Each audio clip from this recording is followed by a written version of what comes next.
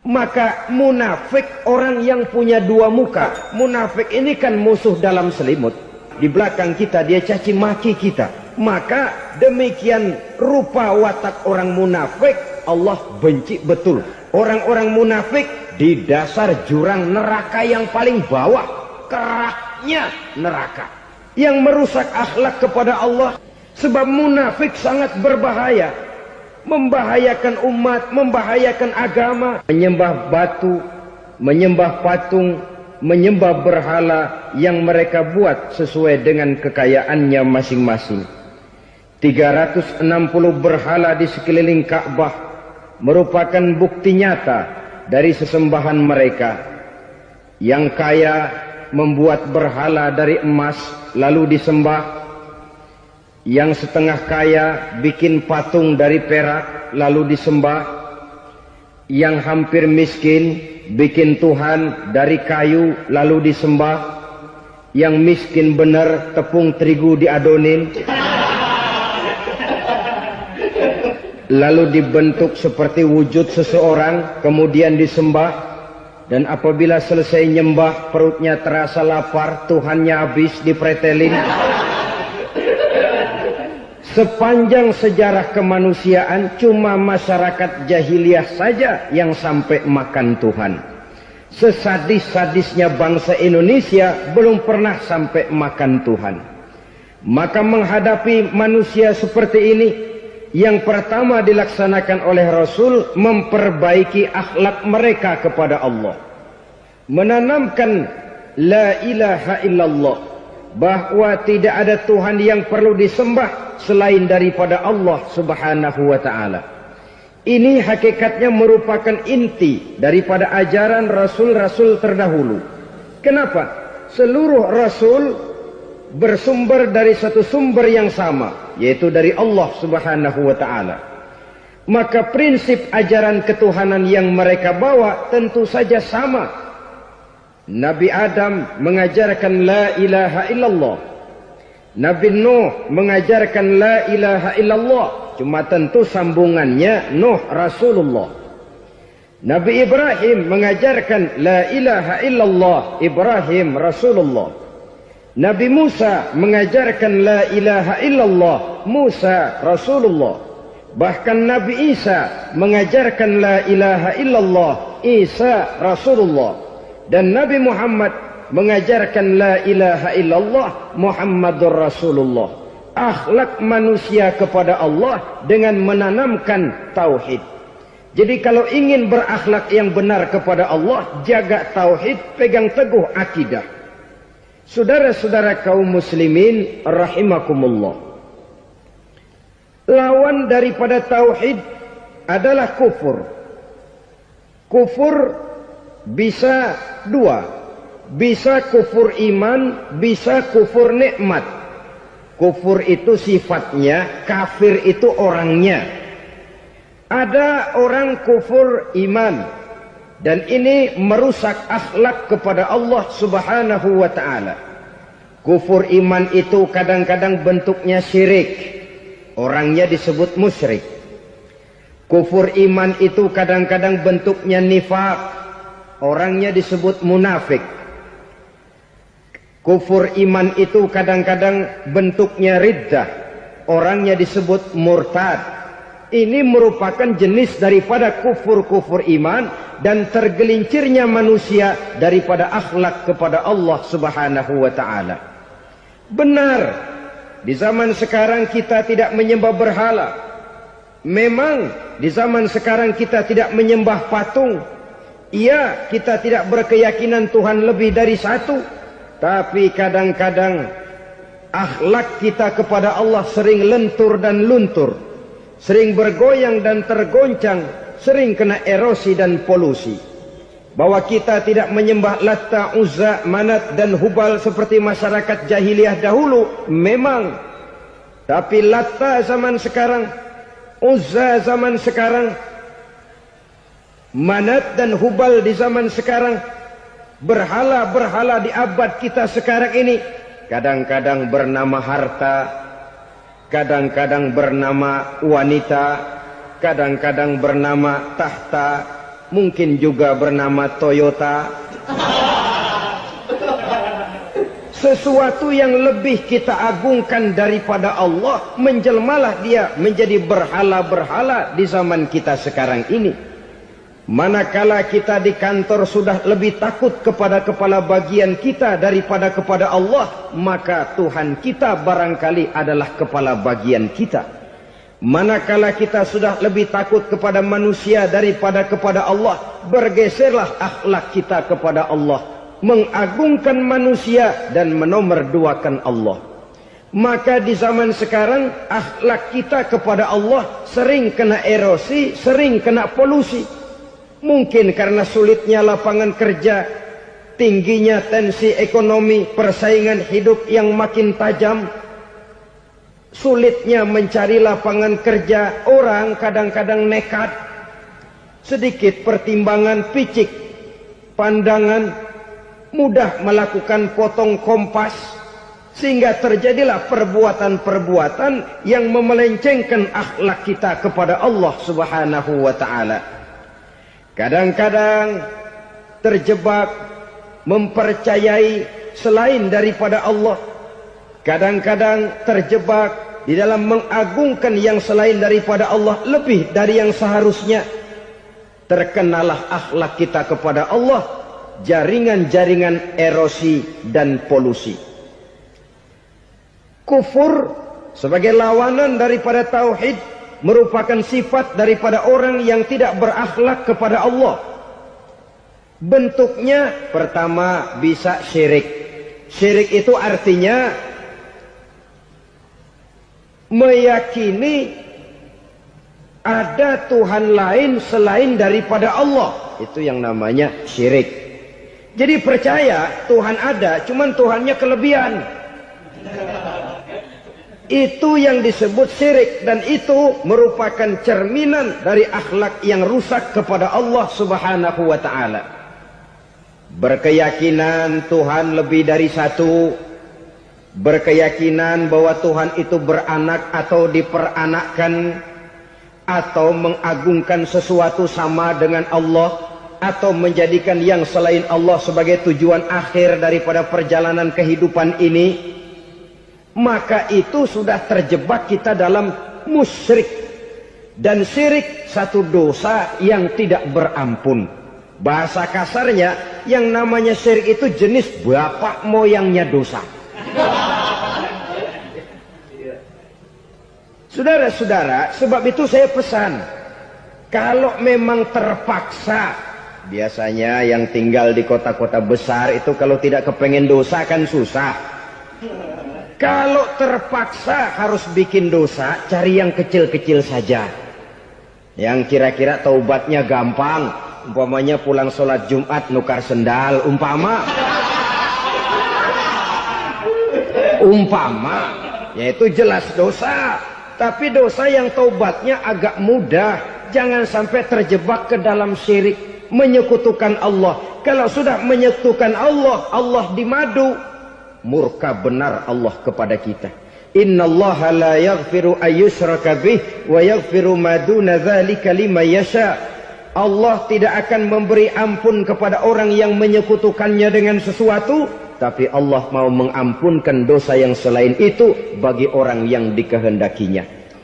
Jadi orang-orang yang sudah terjebak syirik, menyekutukan Allah, meyakini ada Tuhan lain selain daripada Allah, meyakini Tuhan beranak atau diperanakkan, bagaimanapun baiknya mereka di dunia, bagaimanapun sosial jiwanya, bagaimanapun pemurah tangannya memberikan santunan dan pertolongan kepada orang lain, kalau sudah syirik, seluruh nilai kebaikannya akan tidak ada gunanya lagi.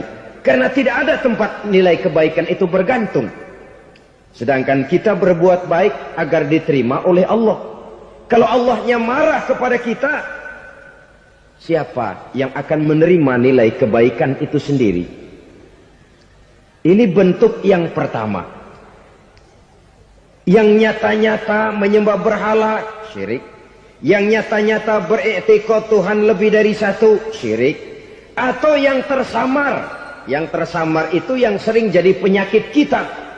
Saya sejak ada perkutut ini di rumah, perkutut.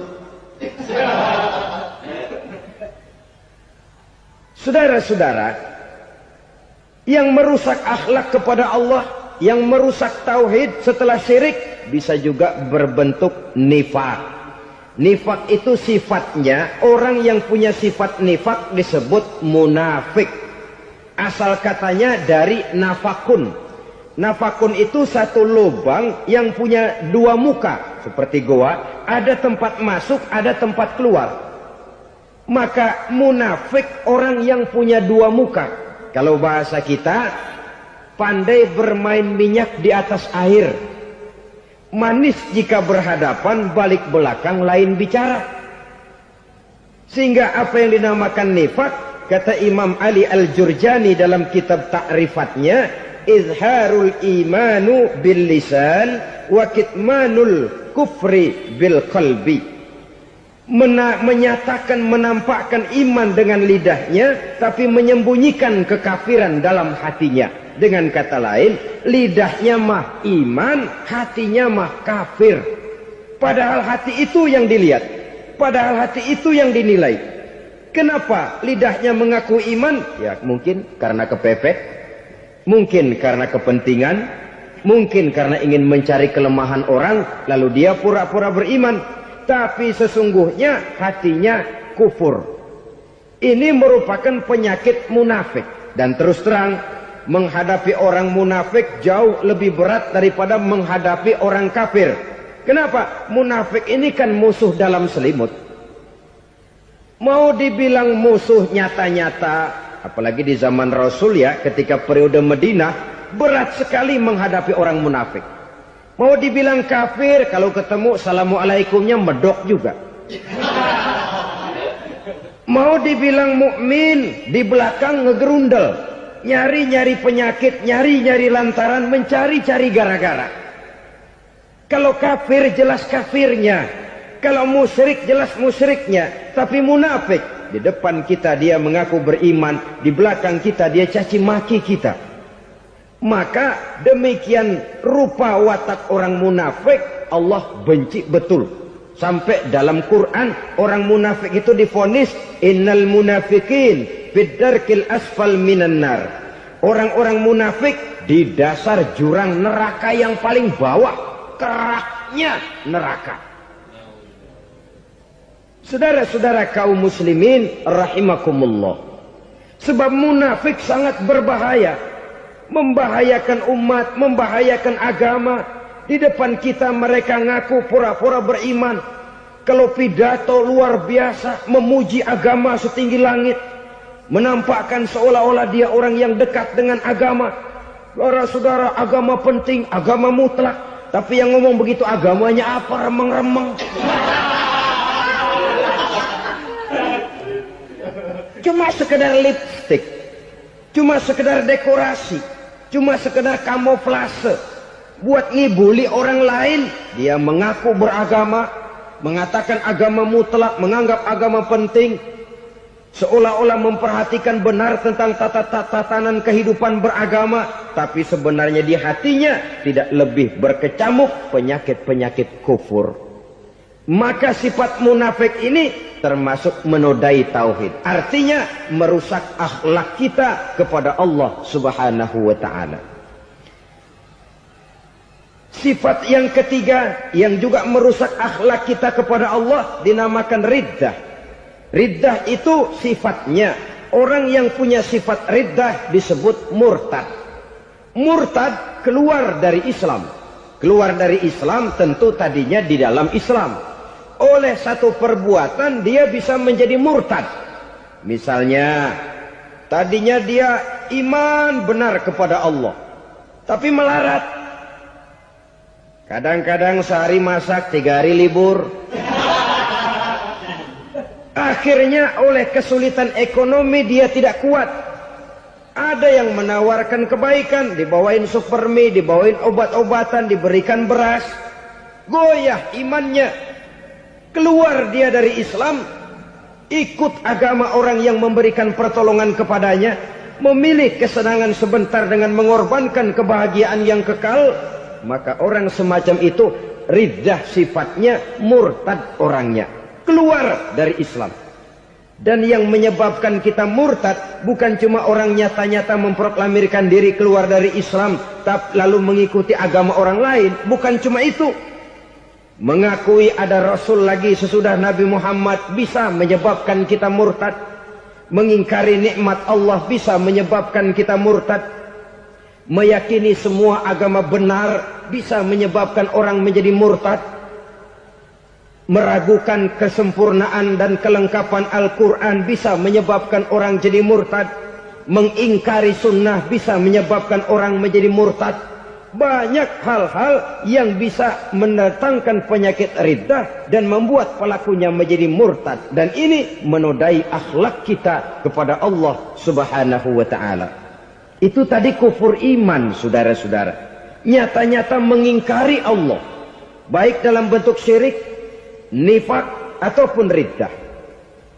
Kufur yang kedua dinamakan kufur nikmat. Apa itu kufur nikmat? Sitru ni'matil mun'im au ya'malu fi mukhalafatil mun'im. Menutup-nutup nikmat Allah, atau melakukan perbuatan yang menentang, bertentangan dengan kehendak yang memberikan nikmat. Jadi kufur nikmat pertama, nutup-nutupin Tuhan. Tuhan jalingin. Duit lu banyak amat, dari mana? Gua kerja. Lalu kerjanya nomor satu. Orang yang berakhlak kepada Allah, dia akan menjawab, kamu uangnya kok banyak, dari mana? Rizki dari Allah. Caranya, saya kerja. Kerja itu cara, rizki itu dari Allah datangnya. Bukankah di zaman sekarang kita sering terpleset? Ini merupakan cerminan dari rapuhnya akhlak kita kepada Allah Subhanahu wa ta'ala. Karena usaha saya memang, karena saya peras keringat banting tulang, tentu. Tapi sadarkah kita bahwa sepanjang yang bisa kita lakukan cuma berusaha, peras keringat banting tulang?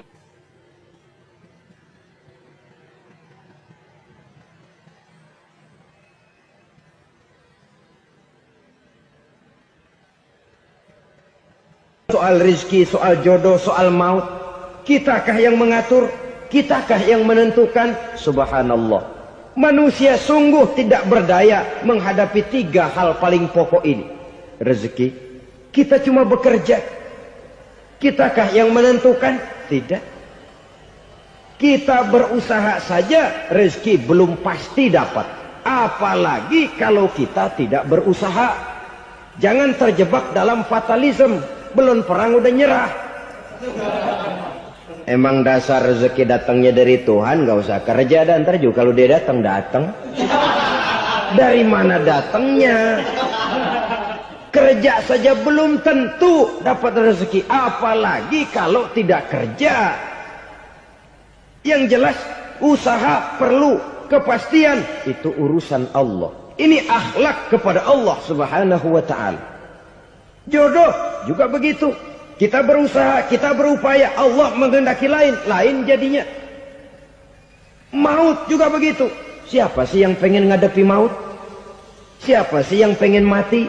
Siapa sih yang pengen ketemu malaikat Israel? Tidak seorang pun kalau ditanya, kecuali mereka yang putus asa ya. Kalau otaknya masih normal, mau mati mesti belakangan dulu udah dikit. Tapi yang satu itu, saudara, kalau dia sudah datang, tenaga mana yang bisa menolak? Kalau dia sudah berkunjung, kekuatan mana yang bisa menghindar? Kalau dia sudah ingin bertemu, kemana kita bisa melarikan diri? Manusia sepanjang yang dia lakukan hanya berusaha, tapi kepastian, ketentuan dari Allah Subhanahu wa ta'ala. Orang yang kufur nikmat, nutup-nutupin Allah. Dia merasa rezekinya adalah mutlak peras keringatnya. Seolah-olah Allah nggak punya peranan apa-apa di situ. Oh, ini kan saya bisa rumah begini karena saya kerja keras. Oh, ini mobil saya begini saya kerja keras. Peras keringat, banting tulang, keras.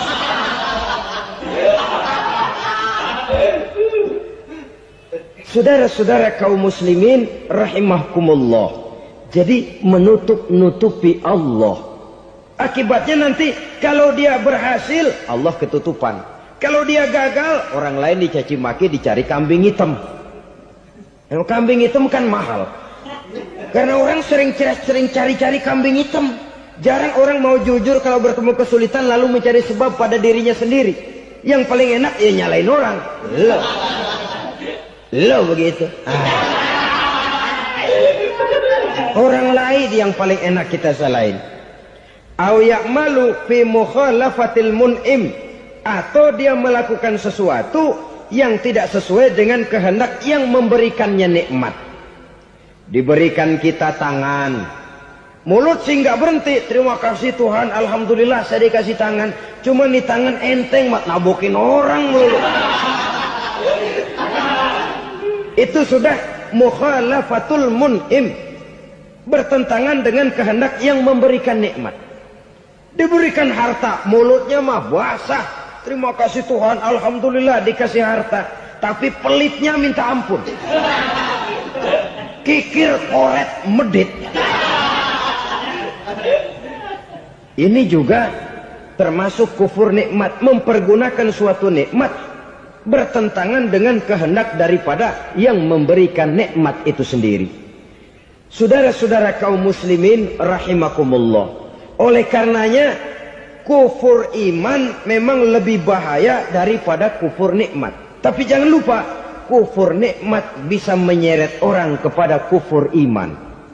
Nah kalau Allah udah dialingin, Tuhan sudah dinomor duain, lama-lama kenapa dia tidak mendewakan dirinya sendiri?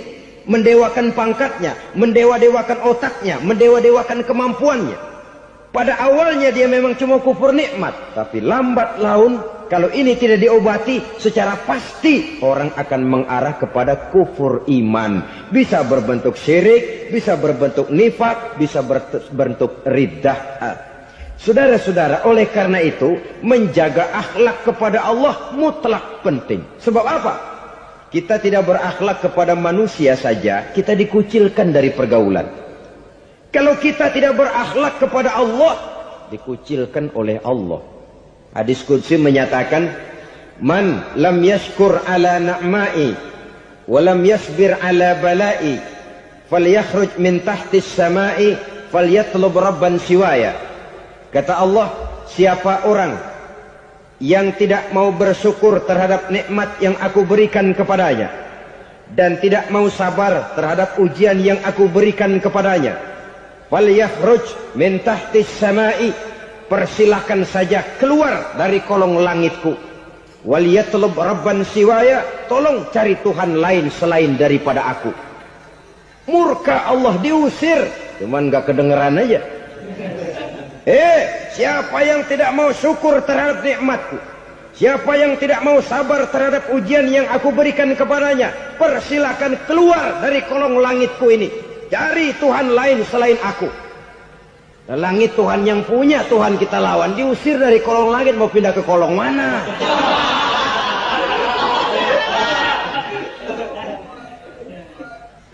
Jadi jangan merasa kufur nikmat kan enteng. Iya, kelihatannya begitu, tidak sebahaya kufur iman.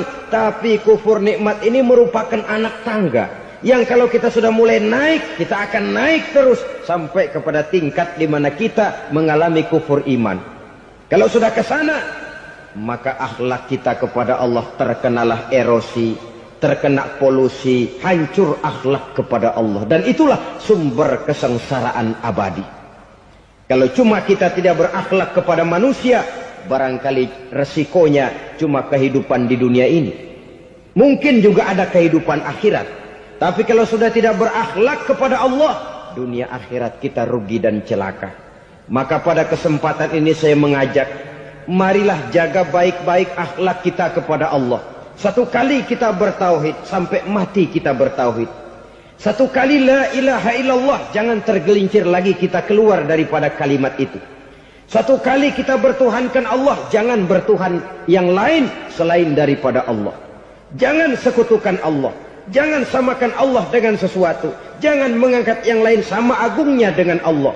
Sebab dengan demikian kita seolah-olah sudah mengotori akhlak kita kepada Allah Subhanahu wa taala. Saudara hadirin yang saya hormati, jadi oleh karenanya akhlak kita kepada Allah merupakan basis daripada kehidupan beragama. Kalau itu sudah mulai rapuh, mulai terkena erosi dan polusi, mulai rusak, dikhawatirkan nanti nilai ibadah kita kepada Allah juga akan turut ambruk karenanya. Saudara-saudara kaum muslimin rahimakumullah, tugas yang kedua memperbaiki akhlak manusia kepada sesama manusia. Kita tahu Islam sesuai dengan namanya adalah agama damai. Maka akhlak manusia kepada sesama manusia menempati porsi yang penting dalam kehidupan beragama. Bagaimana seorang muslim bergaul, bertata krama terhadap sesama manusia. Mari kita lihat lebih jauh persoalannya. Untuk memudahkan pembicaraan dari kacamata agama, kita kelompokkan saja manusia itu dalam dua. Pertama yang seiman dan yang kedua yang tidak seiman. Yang tidak seiman itu kita sebut saja kufur atau kafir. Nah, kepada yang kafir pun kita diajarkan untuk berakhlak. Apalagi kepada yang memang nyata-nyata seiman, sekeyakinan, seakidah. Kemanapun Islam datang, ke negara manapun ia masuk, ia tidak menaburkan kerusakan. Jadi tidak benar kalau orang pernah itu menggambarkan, saking sentimennya seorang orientalis pernah menggambarkan Nabi Muhammad di tangan kirinya Quran, di tangan kanannya pedang. Menggambarkan seolah-olah Islam dikembangkan dengan kekerasan. Sebenarnya tidak sama sekali. Kalaupun dalam sejarah perkembangan Islam pernah terjadi perang, maka perang dalam Islam sesungguhnya apabila kita amati sejarahnya bukan untuk memaksakan agama. Karena memang agama tidak bisa dipaksakan. Tetapi justru untuk mempertahankan agama dari segala macam hambatan, rintangan, hinaan dan fitnahan. Tapi kemanapun yang jelas Islam masuk, dia tidak pernah membuat kekacauan, kerusuhan ataupun penghancuran. Candi Prambanan bahkan dipugar, gereja-gereja tidak ada yang dihancurkan oleh umat Islam. Kenapa? Islam agama damai. Soal agama, soal lakum dinukum waliyadin. La ikraha fid din, qad tabayyana ar-rusdu minal ghayy. Tidak ada paksaan dalam beragama, sebab nyata yang benar dengan yang tidak benar. Belum pernah ada orang kafir masuk ke perkampungan orang Islam lalu dikejar-kejar, diteriakin kafir, kafir, sunatin.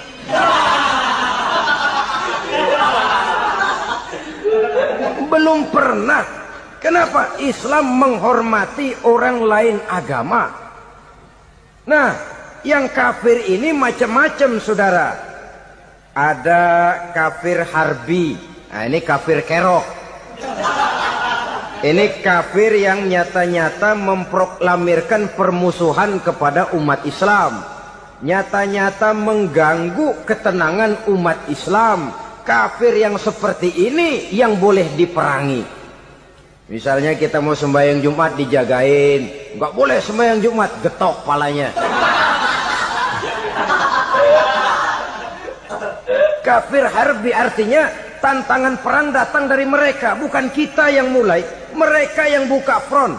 Prinsipnya umat Islam tidak boleh mencari-cari musuh, tapi pun tidak boleh lari kalau ketemu musuh. Musuh jangan dicari, ketemu jangan lari. Karena itu kesan seolah-olah umat Islam ini teroris, umat Islam ini destroyer, umat Islam ini sering menimbulkan keonaran, kerusakan. Sungguh satu fitnahan yang sangat keji. Umat Islam adalah umat yang cinta damai. Islam di masa perkembangannya masuki Eropa melalui Selat Gibraltar, Jabal Tariq, memasuki Spanyol. Islam tidak pernah meruntuhkan gereja. Islam tidak pernah membunuh orang-orang Nasrani. Bahkan Islam mewariskan peradaban dan kebudayaan yang begitu tinggi nilainya di bidang ilmu pengetahuan. Sampai ketika itu Barat banyak mengkaji ilmu pengetahuan dari dunia Islam. Buku-buku berbahasa Arab diterjemahkan ke bahasa Yunani, dipelajari oleh para cendekiawan di negeri barat sana. Mereka mengambil manfaat yang banyak dari masuknya Islam ke Eropa. Sementara gereja tetap berdiri dengan megahnya. Kuil-kuil tempat peribadatan tidak satupun yang diusik-usik. Kenapa? Islam agama yang cinta damai.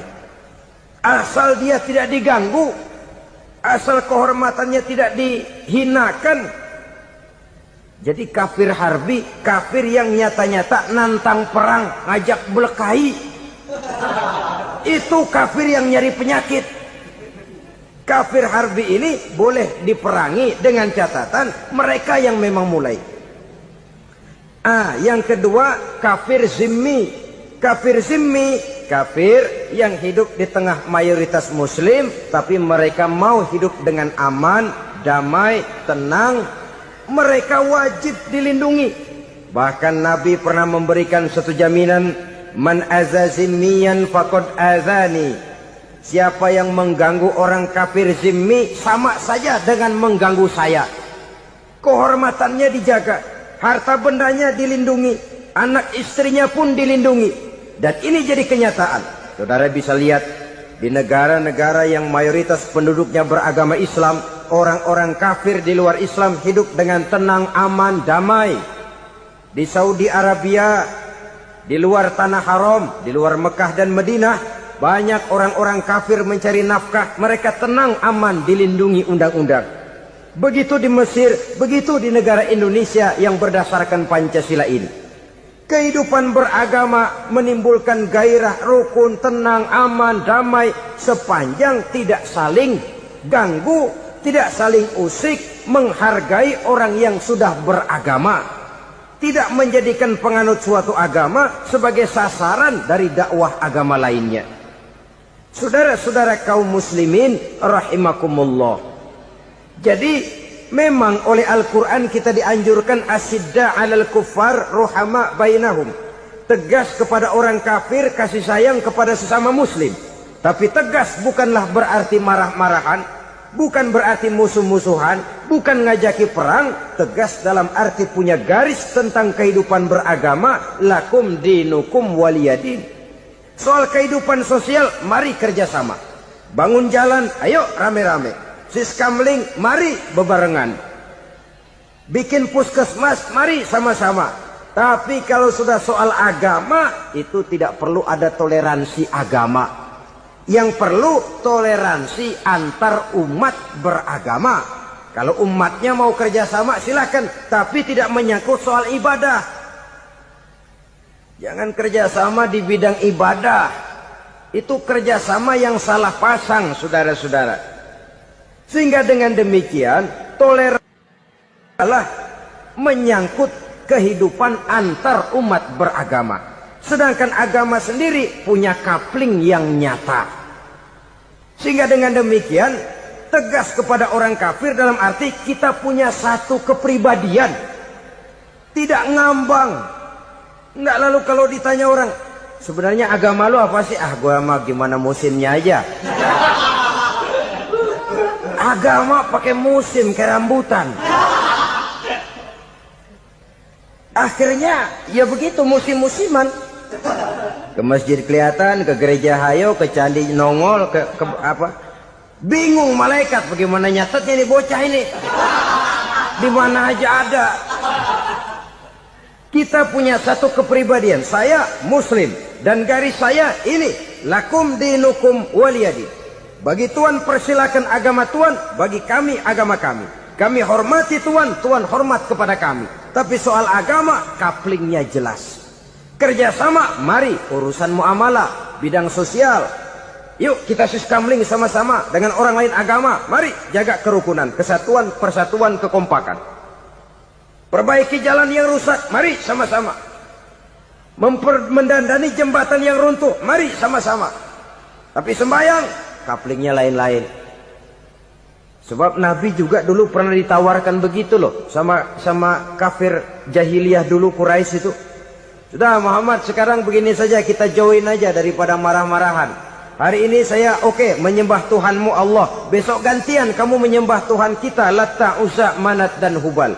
Turun, qul ya ayyuhal kafirun la a'budu ma ta'budun. Soal ibadah kaplingnya jelas, tidak boleh dicampur adukkan. Sebab kalau tidak, kita akan mulai kehilangan identitas diri. Dan disitulah krisis kehidupan keyakinan beragama dimulai. Dari krisis identitas. Hujan gede kan mulainya gerimis dulu. Di mana-mana ya gerimis dulu. Gerimis makin lama makin gede. Kita akan mulai dengan kehilangan identitas diri. Dari sana nanti kita malu mengakui keislaman kita. Kalau orang Islam malu mengakui keislamannya, ini kan ironi, menyedihkan. Ngakui Islamnya saja malu, menonjolkan keislamannya malu. Tidak ada rasa bangga beragama. Padahal ini modal dasar. Hanyalah dengan rasa bangga beragama kita lalu konsekuen.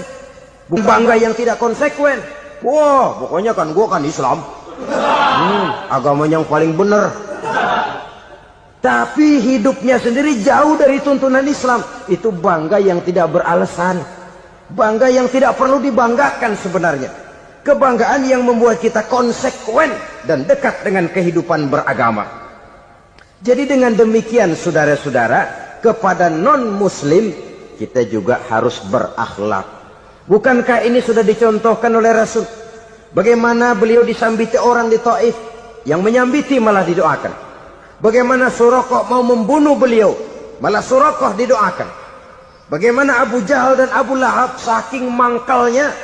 Ini Abu Jahal pernah gali lubang di kamarnya sendiri, di depan tempat tidurnya. Setelah dia gali lubang, ditutupin pakai keras korma. Lalu dia tarik selimut, belagak meriang. Dia pesan pesuruhnya, bilangin Muhammad, encangnya meriang. Pamannya sakit, minta ditengokin. Nabi dengan segala husnuzonnya berangkat nengokin. Abu Jahal dari balik selimut ngintip. Itu dia Muhammad, itu dia tuh. Dia tuh masuk Dani, masuk. Mulai dia jalan, senang Abu Jahal. Terus dah. Begitu ke pelosok, masuk ke lubang, gue pendem terus lalu. Memang niatnya mau mencelakakan Nabi. Sudah tinggal beberapa langkah lagi Nabi akan berjalan ke arah lubang itu. Malaikat Jibril ngasih tahu, Muhammad, Abu Jahal pamanmu cuma pura-pura sakit.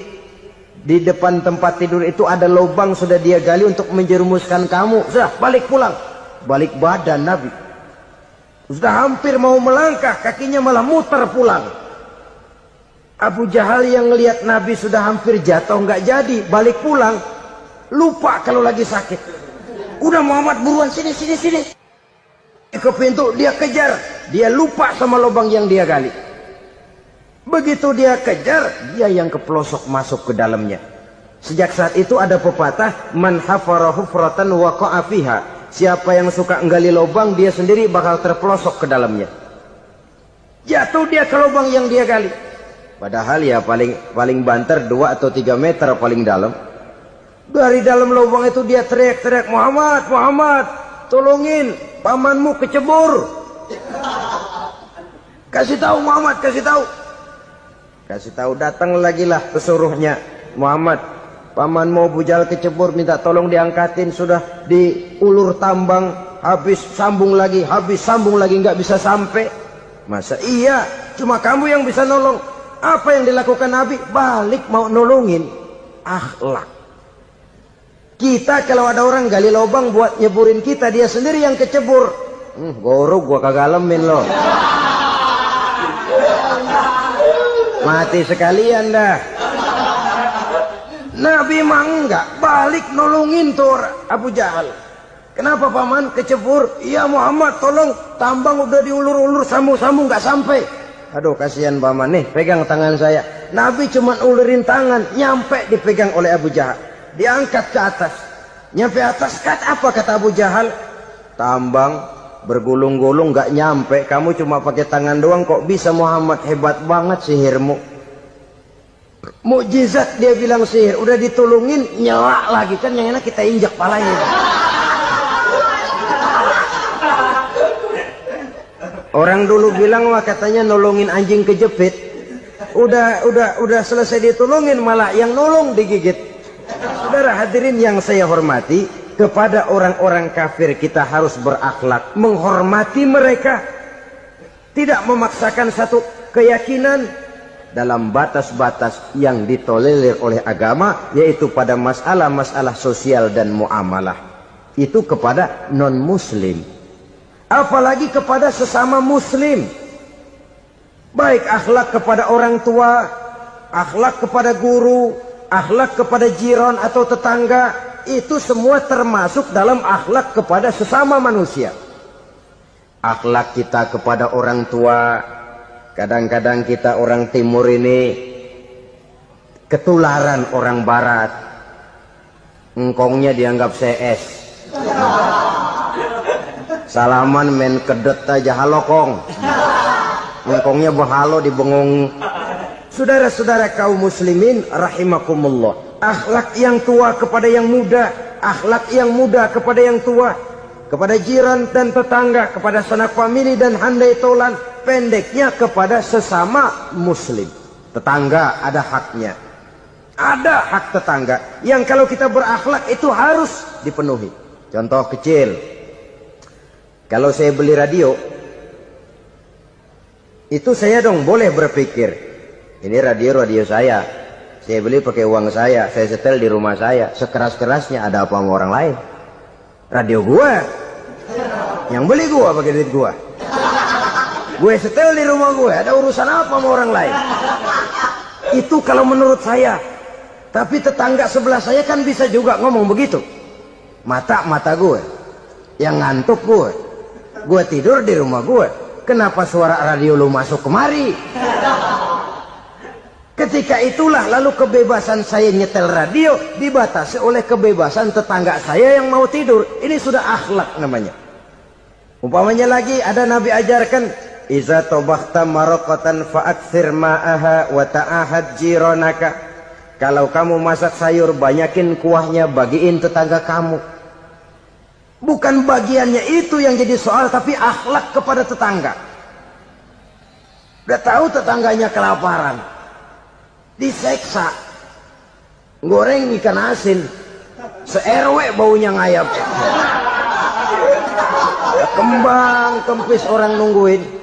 Saudara hadirin ma'asyiral muslimin rahimakumullah. Jadi dengan demikian, kalau sudah kembali kepada orang-orang yang nilai imannya sama dengan kita, apapun organisasinya, apapun baju yang mereka pakai, kaos yang mereka pakai, jaket yang mereka pakai, kalau sudah seakidah, seiman, jaga akhlak kita. Pendapat boleh berbeda, kaos boleh tidak sama, jaket boleh beraneka warna, bendera boleh beragam-ragam, tapi ukhuwah Islamiyah ini utamakan. Adalah lebih baik mencari persamaan dalam kehidupan dan bukan memperbesar perbedaan. Hanyalah dengan mengembangkan nilai-nilai akhlak semacam ini, toleransi tidak hanya diperlukan kepada yang non-muslim, kepada sesama muslim pun toleransi. Artinya apa? Jangan memponis amalan orang lain. Yang usoli, yang tidak usoli, berjalanlah menurut keyakinannya masing-masing. Jangan lalu memponis, itu namanya nggak toleransi. Kamu nggak pakai usoli ya? Enggak. Brengsek.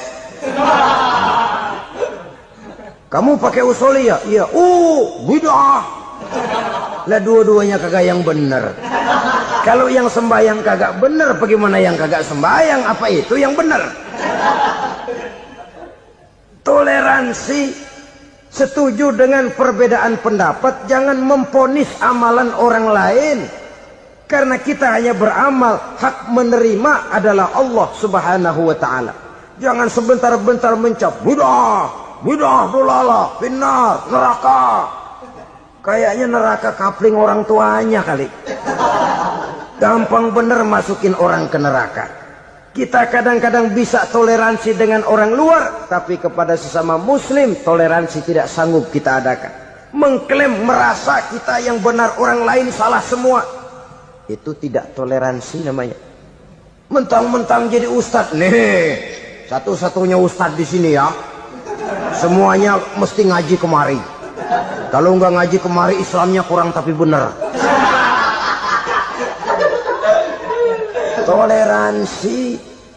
Saudara-saudara kaum muslimin rahimakumullah, lapang dada menghargai orang yang berbeda pendapat, apalagi kalau perbedaan pendapat itu menyangkut hal-hal yang tidak prinsipil, menyangkut hal-hal yang sekunder dalam kehidupan beragama, menyangkut masalah-masalah yang dalam bahasa fikih disebut soal-soal furu'iyah.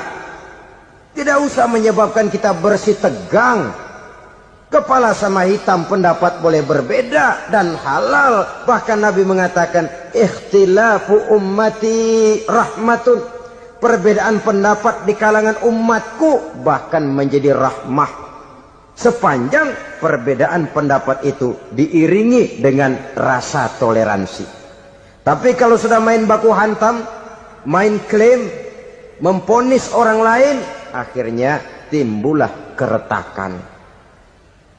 Jangan heran kadang-kadang satu masjid dua kelir.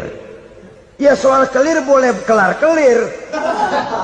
Boleh kelar-kelir. Tapi kalau harus terlalu mencolok menyebabkan timbulnya keretakan, saya kira yang akan turun bukan lagi rahmah tapi bala. Bala akan menimpa kita, jatuh kita menjadi umat yang lemah. Oleh karena di antara kita sendiri, sesama kita tidak pandai bertoleransi. Tidak lapang dada. Ada anak muda kelihatannya mau majuan dikit, yang tua curiga. Nah, kalau dia maju pasaran gua bangkrut dong nih. Lalu ditekan tuh anak ditekan melejit. Kadang-kadang yang tua maksudnya baik mau memelihara, yang muda salah terima. Kan tua kejemur. Dari dulu sampai sekarang gitu-gitu doang. Anak kemajuannya. Padahal yang tua barangkali maksudnya juga baik, mau memelihara.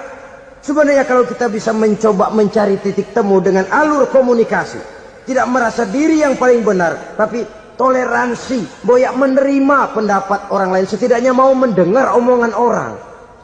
Yang susah kalau udah kena penyakit nggak mau ngerti omongan orang, nggak mau nerima pendapat orang. Kodok di kolong tempayan, cukeng kayu asem, asal ijo udah ijo aja ijo dah. Nggak ngerti omongan orang, yang kayak begini yang orang jadi kesandung. Oleh karena itu saudara-saudara, alangkah nikmatnya kehidupan ini apabila kita menyadari kita ini ummatan wahidah, satu umat yang satu, yang diikat dengan akidah. Kalau kepada yang non muslim saja kita diajarkan untuk berakhlak, apatah lagi kepada yang seiman, seakidah, sekeyakinan. Wajarkah perbedaan pendapat yang kecil-kecil lalu menyebabkan kita bertolak belakang, cerai-berai, centang perenang? Bila bertemu di jalan yang satu menyisih ke kiri, yang lain menyingkir ke kanan. Kalaupun juga bercampur di tengah kumpulan orang banyak, persis air dengan minyak. Yang atu melengos, yang atu madep mojok. Orang lain senyum, dia mau pada manyun. Saudara-saudara kaum muslimin rahimakumullah, realita ini walaupun tidak enak, pahit, tapi masih hidup di sebagian masyarakat kita. Ini yang perlu kita atasi. Soal toleransi kepada orang lain, sejarah sudah membuktikan. Mari kita jangan cuma bisa mengajak orang lain, umat lain untuk bertoleransi dengan kita, tapi kepada sesama kita. Toleransi ini perlu kita tegakkan, perlu kita bina. Terutama di dalam kita menuju bentuk ideal daripada konsep ukhuwah Islamiyah ini, yang memang selalu kita akan cari bentuk-bentuk idealnya sejalan dengan perkembangan situasi dan kondisi yang dihadapi oleh umat. Perbedaan organisasi, perbedaan kepentingan organisasi tidak seharusnya menyebabkan kita merasa meremehkan orang lain dan mengangkat diri, mengklaim diri sebagai yang ter. Jadi dengan demikian, apabila yang pertama tadi akhlak kepada Allah dinamakan hablum minallah, maka yang kedua ini merupakan hablum minan nas. Jikalau baik akhlak kita kepada Allah, baik akhlak kita kepada manusia, nikmat rasanya menjalani kehidupan. Kadang-kadang orang akhlaknya kepada manusia baik, tapi kepada Allah tidak baik. Hormat sama yang tua, menyayangi yang muda, sama tetangga rukun, tapi sama Tuhan nggak mau sujud. Ini baik kepada manusia, tapi tidak berakhlak kepada Allah.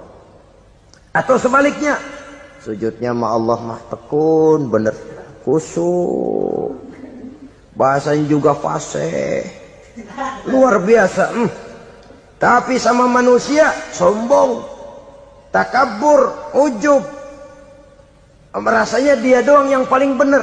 Sebab iblis itu ya, itu kadang-kadang datang lewat hati, dan memang selalu markasnya di situ. Kalau dia tidak bisa menggoda kita dengan yang lain, dia tumbuhkan sifat ujub. Dia bisikin, wah memang di kampung ini yang paling banyak ibadahnya ente. Yang lain mana, lihat tuh kerocok semua.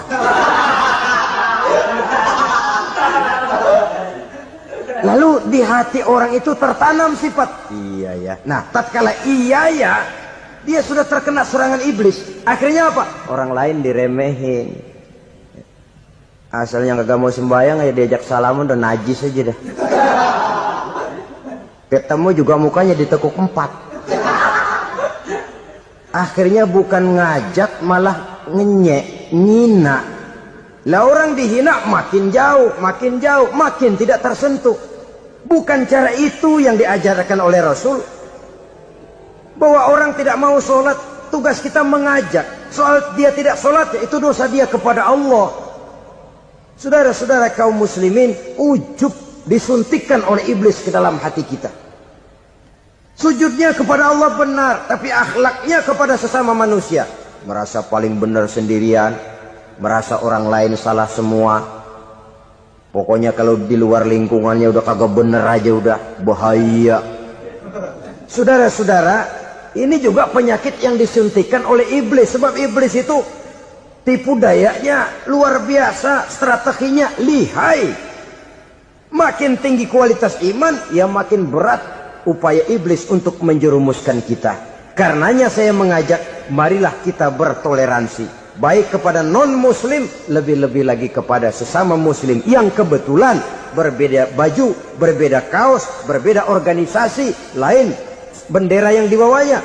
Tapi toleransi mari kita canangkan. Kita terikat oleh ukhuwah Islamiyah. 2. Yang ketiga, akhlak manusia kepada makhluk Allah lainnya di luar manusia. Saudara-saudara, dengan berakhlak kepada Allah, berakhlak kepada sesama manusia, berakhlak kepada makhluk Allah di luar manusia, baik flora maupun fauna, maka mudah-mudahan akan terciptalah satu ekosistem, satu lingkungan hidup yang membuat kita nikmat menjalani kehidupan ini. Inilah saja yang kita bicarakan pada pertemuan kali ini. Marilah kita membina nilai-nilai akhlak walaupun berat tantangannya. Sungguh lebih baik rakyat rendah yang berakhlak tinggi daripada pejabat tinggi yang berakhlak rendah. Menyangka bahwa itu semua dapat mengekalkan kebahagiaan, dapat menunjang kehidupan yang langgeng. Ada yang berlomba-lomba mengejar-ngejar harta. Seluruh waktu dalam hidupnya habis untuk mengejar harta. Tidak peduli siang atau malam, sore atau pagi. Sujud tidak lagi sempat, Allah dilupakan dengan agama jauh. Ada yang berlomba mengejar-ngejar pangkat, jabatan dan kedudukan. Tidak peduli menjilat ke atas, menginjak ke bawah atau menyikut kiri dan kanan. Bahkan teman pun jadi lawan, lawan pun jadi teman. Bukan soal, yang penting pangkat terkejar. Ada yang berlomba memperbanyak kendaraan, sejak dari jet pribadi, pesawat kapal pesiar, sampai kepada mobil-mobil mutakhir. Ada yang berlomba memperbagus rumahnya, ada yang berlomba memperbanyak istri dan anak-anaknya. Seluruhnya tenggelam di dalam perlombaan yang menurut ukuran mereka akan mendatangkan prestise, kemegahan dan kebanggaan. Allah Subhanahu wa ta'ala menegur memberikan peringatan dalam surah yang pendek, yaitu surah At-Takatsur.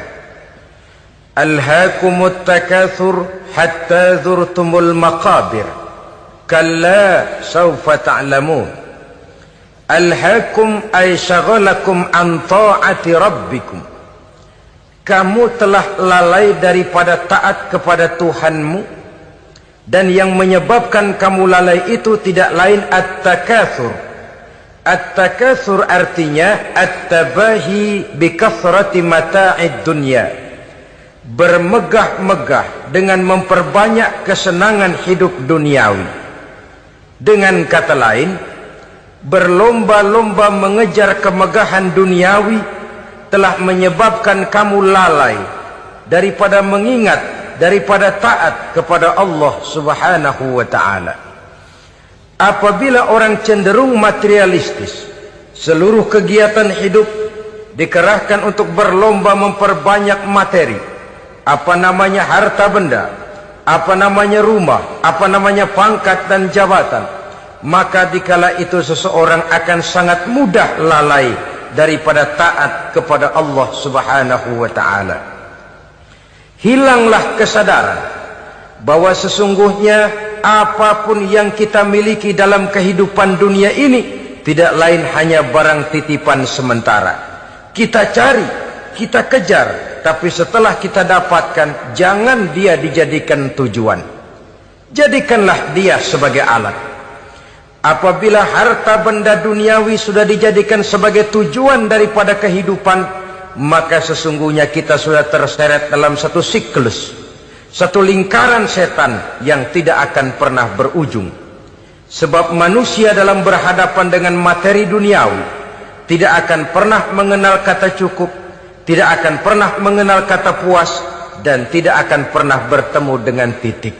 Selalu koma, selalu kurang, selalu tidak ada. Saudara kaum muslimin rahimakumullah, oleh sebab itu agama memberikan kesadaran seluruh yang kita miliki, yang dititipi oleh Allah dalam kehidupan ini berupa materi keduniaan, hakikatnya adalah alat dan bukan sebagai tujuan. Apabila alat sudah kita jadikan tujuan, kita akan terjebak ke dalam satu perlombaan yang justru akan mencelakakan kita sendiri. Inilah yang saya maksud dengan sirkuit celaka. Perlombaan yang hanya membuat kita jerih, payah, keringat bercucuran, tenaga terkuras, tapi tidak akan pernah sampai ke garis finish. Karena memang tidak ada garis finishnya. Betapapun jauhnya satu perlombaan, dia mesti punya garis finish. Tapi kalau sudah at-takatsur, berlomba bermegah-megah diri, maka barangkali tidak akan pernah ada garis finishnya. Kita akan terseret dalam lingkaran setan, berputar di seputar itu tanpa tahu kapan berhenti dan di mana titiknya. Agamalah yang memberikan kesadaran. Alhaakumut takatsur, bermegah-megahan telah membuat kamu lalai daripada taat kepada Allah Tuhanmu. Semua sadar bahwa kita diciptakan tidak lain adalah untuk mengabdi kepada Allah.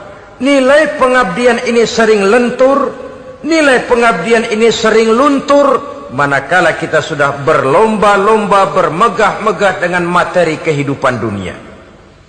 Islam jelas tidak menganjurkan penganutnya jadi orang miskin. Bahkan Imam Ali karramallahu wajhah pernah mengatakan, kemiskinan bisa menyebabkan kekufuran.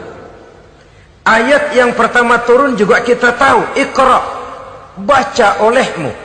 Kan seolah-olah Quran cuma tidak langsung saja bilang, hai orang Islam, kamu jangan jadi bodoh.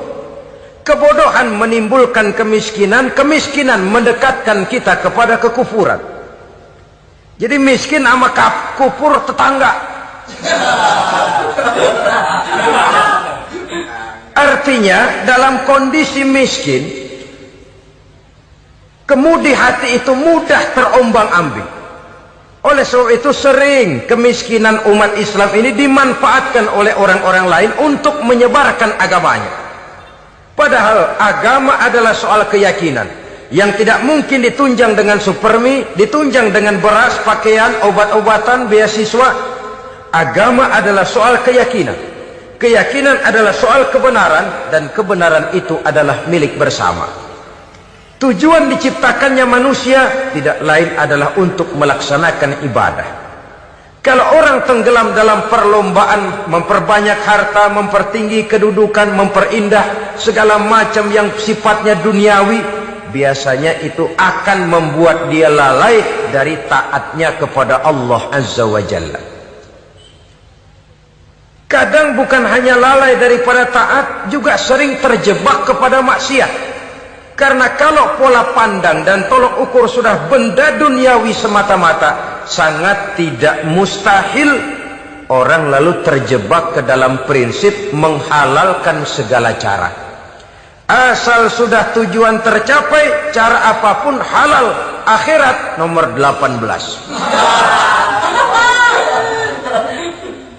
Nah, bukankah memang barangkali kita sejak kecil sudah dilatih untuk materialistis?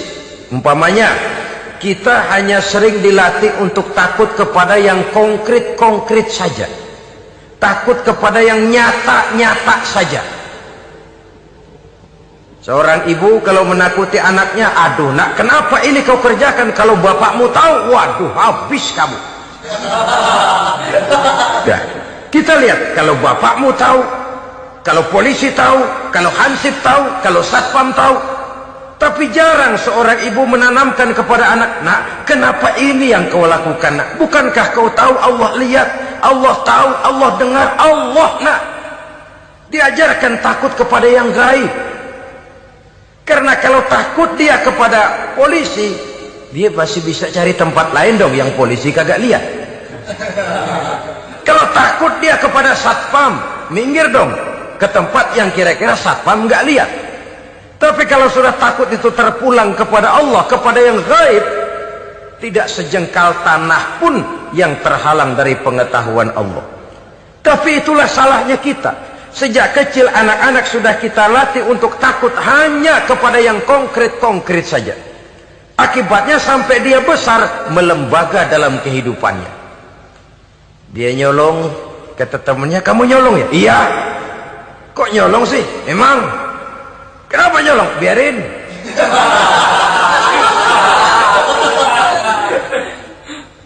Kamu kan tahu Allah lihat? Tahu. Kenapa nyolong juga? Biarin. Asal orang jangan lihat. Kalau Allah mah lihat, dia kagak ribut. Allah enggak ribut katanya. Nah, ini kan satu refleksi yang timbul daripada kenyataan. Jikalau orang hanya dijejali rasa takut kepada yang konkret-konkret saja, kepada yang zohir-zohir saja, yang akan tumbuh lalu mental kucing. Sopan, tenang, kalem, ayem, nggelenggem. Kalau ada orang, sedikit orang meleng, kucing kelihatan watak aslinya. Saudara-saudara kaum muslimin rahimakumullah. Oleh sebab itulah maka agama lewat surah yang kita bicarakan pada pertemuan ini memberikan peringatan.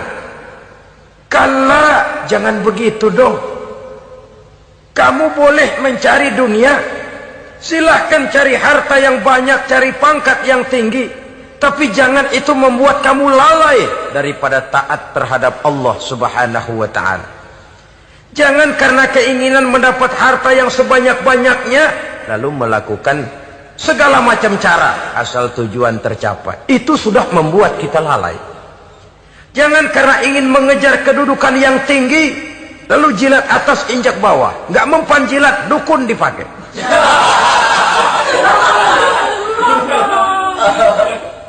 Itu kan sudah membuat kita lalai. Nanti kalau berhasil, wah, dukun kita paten. Tapi kalau gagal, dukun sialan, kagak mantu. Hilanglah Allah dalam kehidupan kita. Makin materialis, dan perlombaan ini membawa kita kepada kecelakaan. Kala, sekali-kali jangan begitu. Kenapa? Dahulu pun ketika lahir ke dunia tidak ada pangkat yang kita sandang. Dahulu pun ketika lahir ke dunia tidak ada harta yang kita bawa. Jadi harta itu, pangkat itu, kedudukan itu ada dalam hati, tapi tidak berurat dan berakar. Kalau dia berurat dan berakar dalam hati, berat misah sama harta itu. Berat. Sekedar ngasih fakir miskin cepek juga berhitungnya 17 lembar.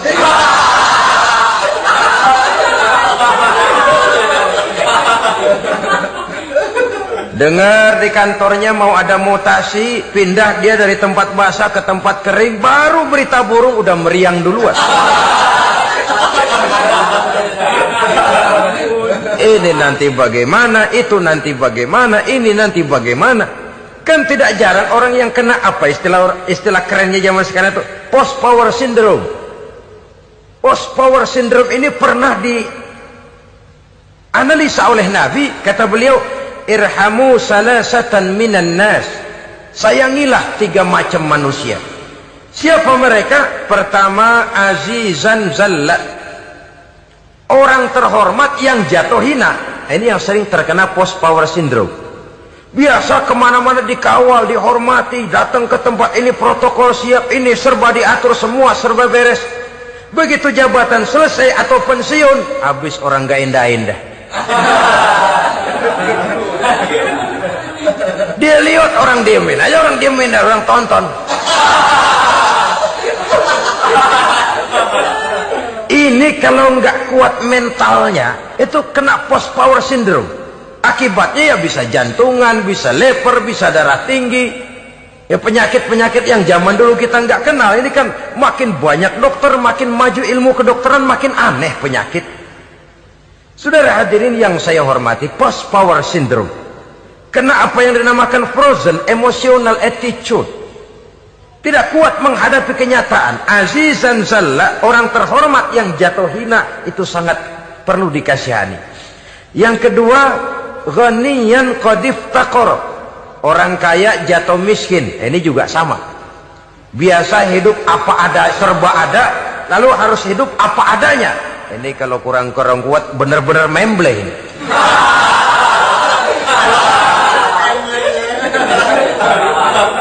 Kalau tidak kuat mentalnya, biasa hidup serba enak, serba nikmat, cuma kerjanya neken cek, main apa itu kredit card, macam-macam fasilitas dipunyai. Tahu-tahu jatuh bangkrut, jatuh miskin. Kalau tidak fondasi agamanya kuat, bisa gantung diri, bisa bunuh diri, bisa frustasi, bisa terkena psikosomatik, tekanan jiwa mempengaruhi faktor biologis.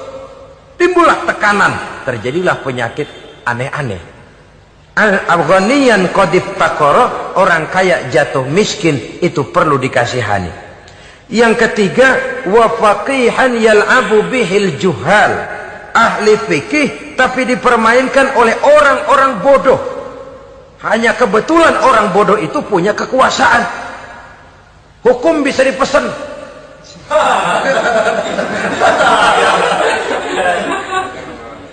Aturannya haram, Ustaz, ada haram dikit aja dah.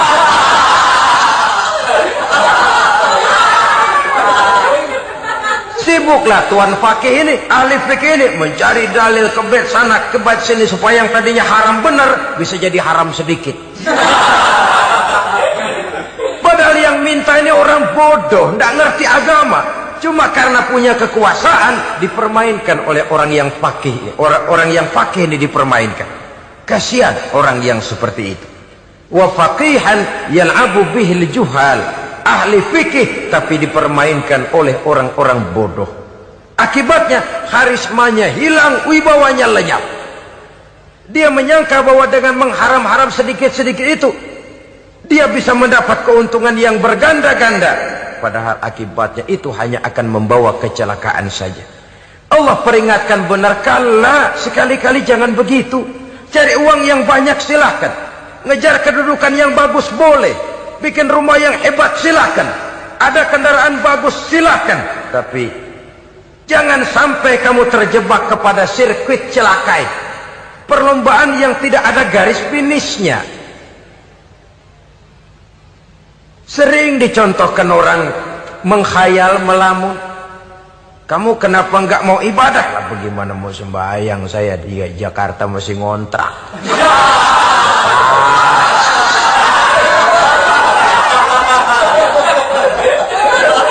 Bingung, tiap akhir tahun kontrakan habis. Kalau punya rumah sendiri walaupun kecil-kecilan, tenanglah saya ibadah. Baiklah, oleh Allah diberikan rezeki, bisa bikin rumah walaupun kecil-kecilan. Sudah punya rumah sendiri, belum juga ibadah, apalagi mulur lagi.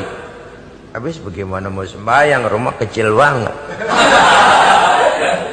Pinggir kali, asal hujan bocor ya.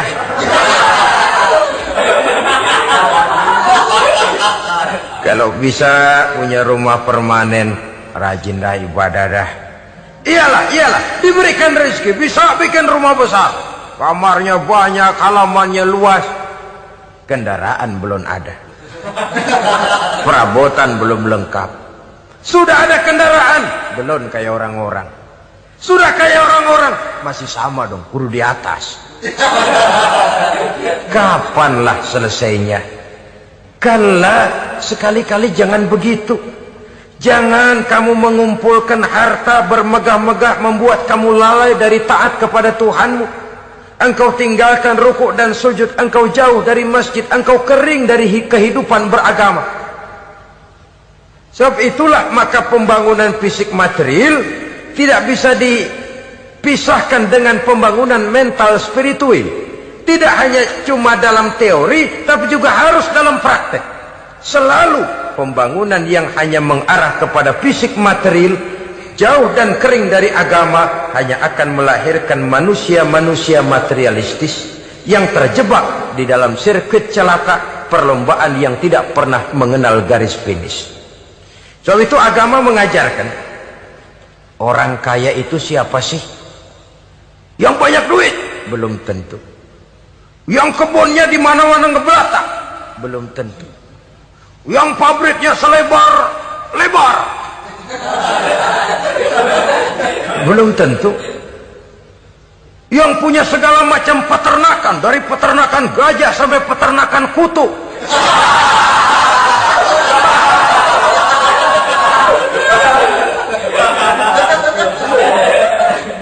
Belum tentu.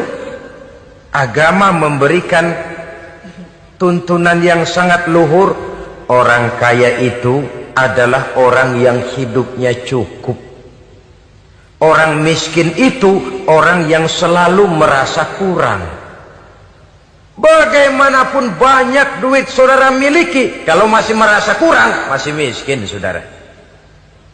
Saya punya uang 1.000 rupiah, Anda punya uang 1 juta rupiah. Mungkin saya lebih kaya dengan uang yang 1.000 ketimbang Anda 1 juta. Kenapa? Dalam tangan saya uang 1.000 besar, artinya sesuai dengan kebutuhan saya. Tapi di tangan Anda uang 1 juta, kebutuhan Anda lebih besar daripada itu lagi. Maka agama mengajarkan sifat qanaah, merasa cukup, dan itulah sumber kekayaan yang hakiki. Orang kaya adalah orang yang hidupnya cukup. Kalla saufa ta'lamun. Jangan begitu, nanti kamu akan tahu. Summa kalla saufa ta'lamun. Jangan sekali-kali begitu, suatu saat kamu pasti akan tahu. Kalla law ta'lamuna ilmal yaqin, thumma latarawunnaha 'ainal yaqin, thumma latus'alunna yawma idzin 'anin na'im. Nah, kapan perlombaan ini akan menyadarkan orang biasanya? Hatta zurtumul maqabir. Sampai kamu dekat ke liang kubur. Itu biasanya kalau istilah orang sekarang baru ngeh. Asal sudah napas sampai tenggorokan disambung dengan selang, sudah Senin Kemis dibantu dengan alat picu jantung, gerak gerak gerak gerak, sudah kayak orang mau gergaji kayu. Dikala itu barulah sadar orang biasanya. Dan kesadaran semacam itu, kesadaran yang terlambat, kesadaran ala Fir'aun. Fir'aun selagi hidup diajak beriman dan nehi aja.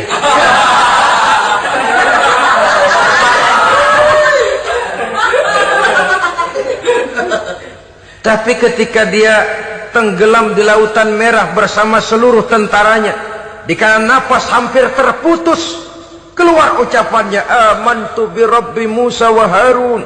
Aduh, kalau begini mah saya juga percaya kepada Tuhannya Musa dan Harun. Saya beriman kepada Allah. Lagi timbul tenggelam mau sekarat baru beriman.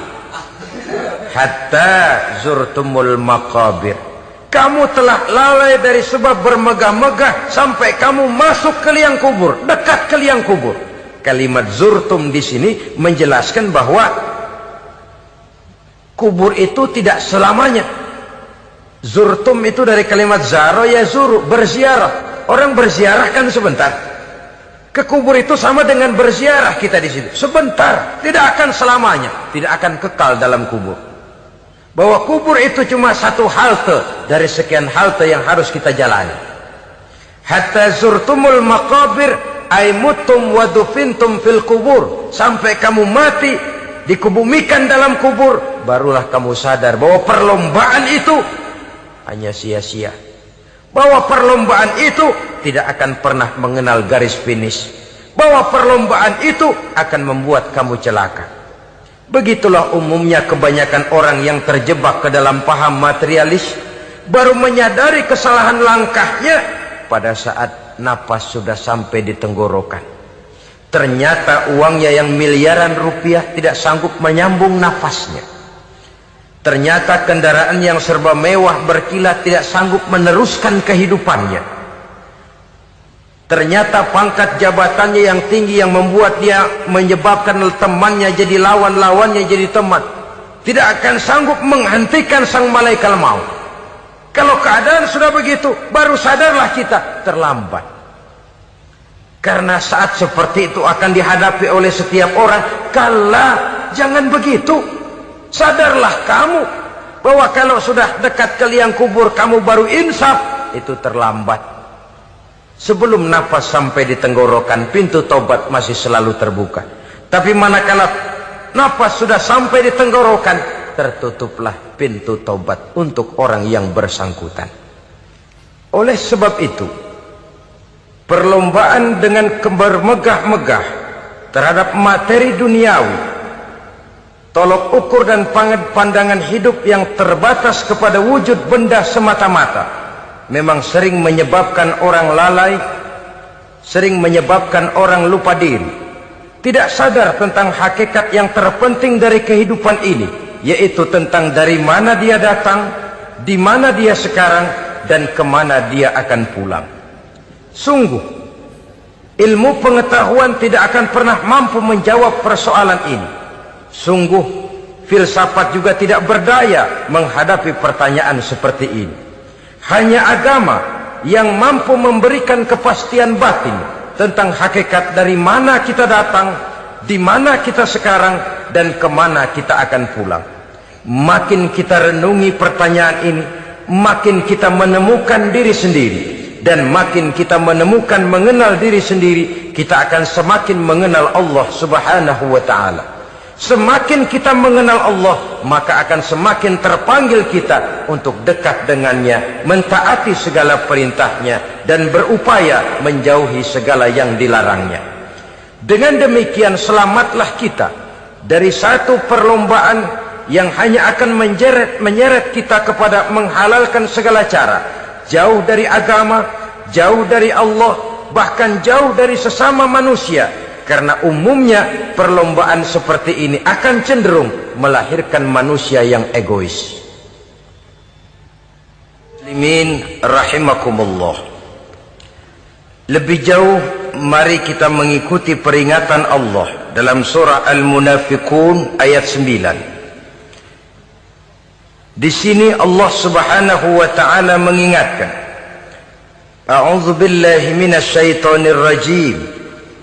يا أيها الذين آمنوا لا تلهكم أموالكم ولا أولادكم عن ذكر الله ومن يفعل ذلك فأولئك هم الخاسرون.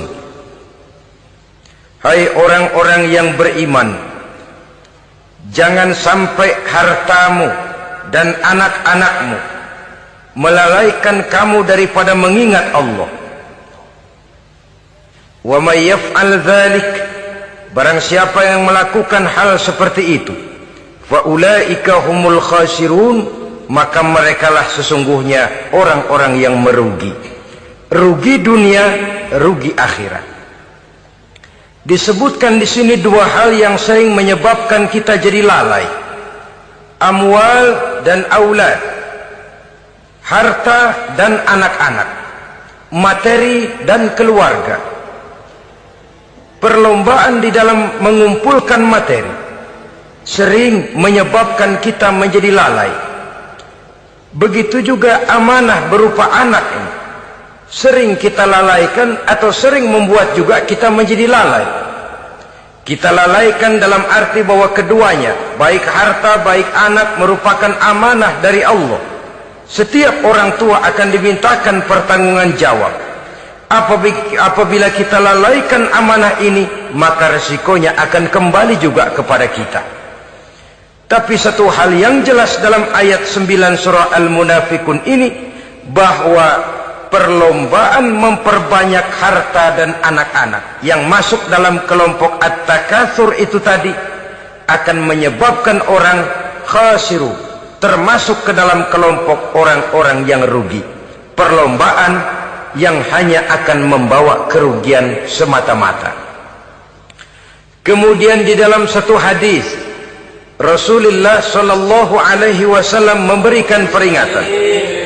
Beliau bersabda, "Iza azzamat ummati dinaran wa dirhaman, nuzi'at minha haibatul Islam, wa iza tasabat ummati saqatat min ainillah.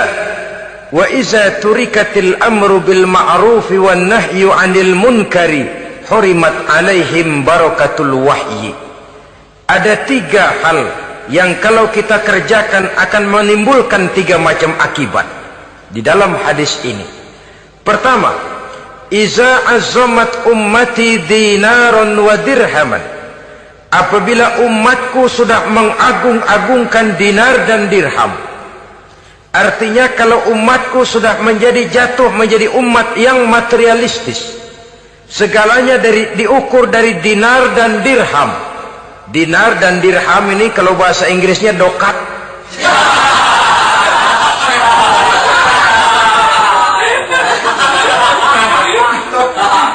Segalanya diukur dari segi dinar dan dirham saja.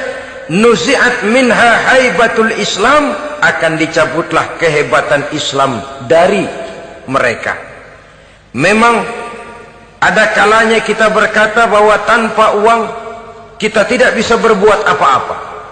Tapi kalau itu dijadikan landasan dari segala sesuatu, itu yang dijadikan ukuran, itu yang dijadikan tujuan, kita hakikatnya sudah gagal sebelum melangkah. Apapun saja profesi kita, apabila sudah menjadi pendewa dinar dan dirham, akan hilanglah kehebatan Islam, akan dicabut kehebatan Islam itu. Umat Islam bisa dibeli, ulama bisa dikontrak, kiai bisa dicarter.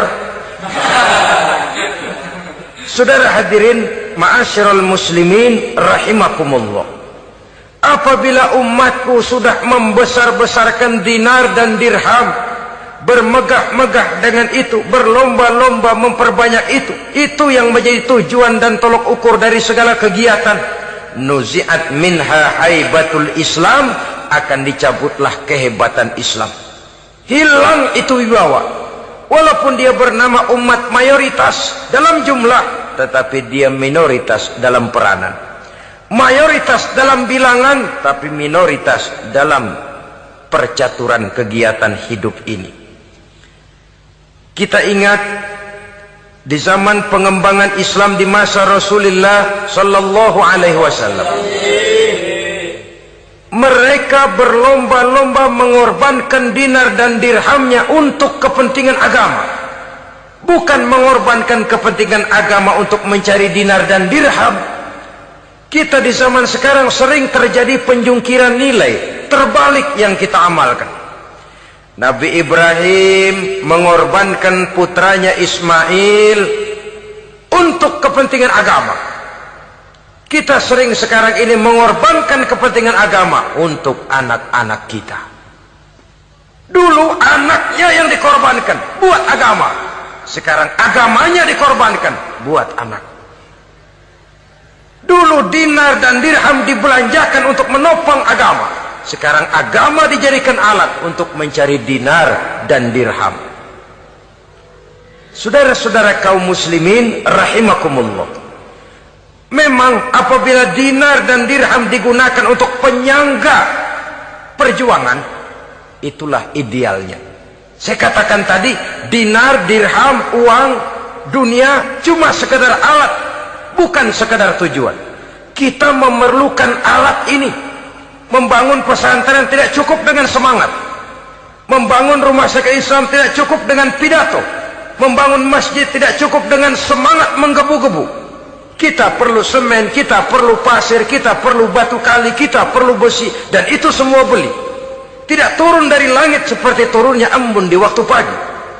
Tidak mungkin rumah sakit Islam muncul ke permukaan hanya dengan simsalabim abracadabra.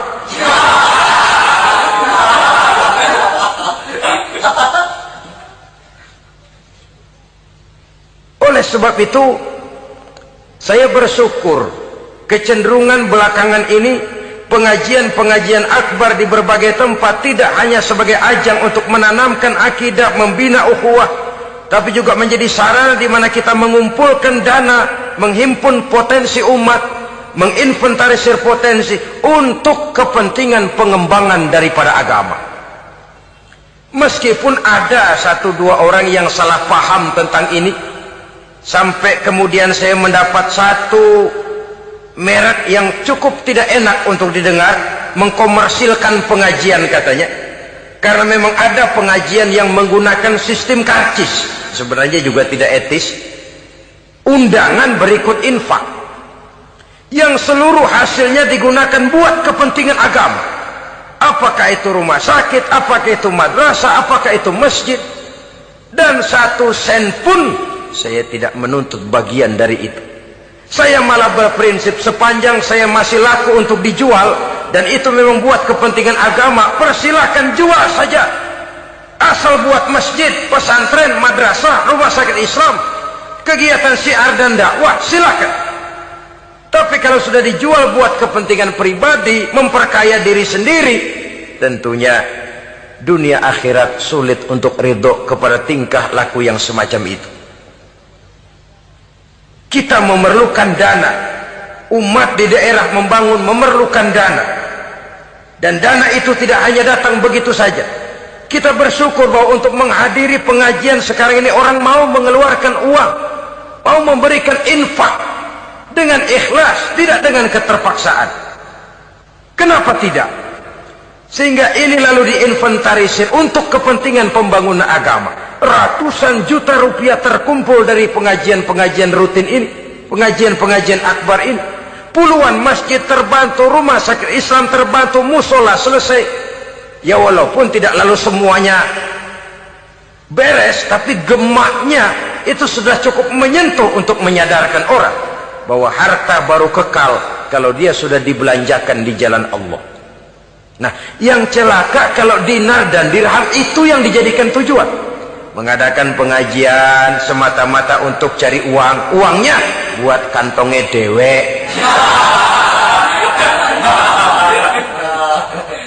Itu yang membuat dicabutnya kehebatan Islam itu. Segalanya diukur dari sudut itu. Sehingga ketika seseorang datang bertanya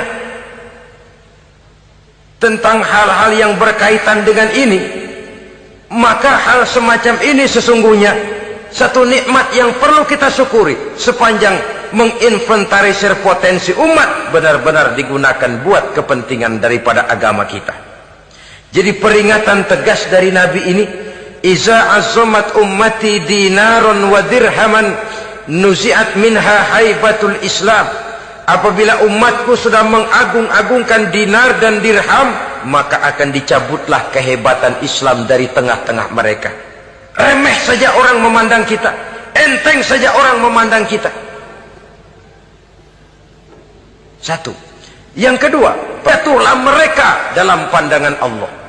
Kalau sesama umat ini sudah saling menjelekkan, apakah yang menjelekkan itu lebih bagus dari yang dijelekkan di hadapan Allah? Dua-duanya sama rendahnya. Pribadi saya mungkin puas kalau saya bisa menghantam saudara di depan umum, menjelek-jelekkan nama saudara. Tapi lebih baikkah saya dalam pandangan Allah? Sama rendahnya dengan orang yang saya jelekkan. Itu pun kalau yang dijelekkan benar-benar jelek. Kalau cuma sekedar fitnah, wah, lebih celaka lagi nasib si orang itu tadi.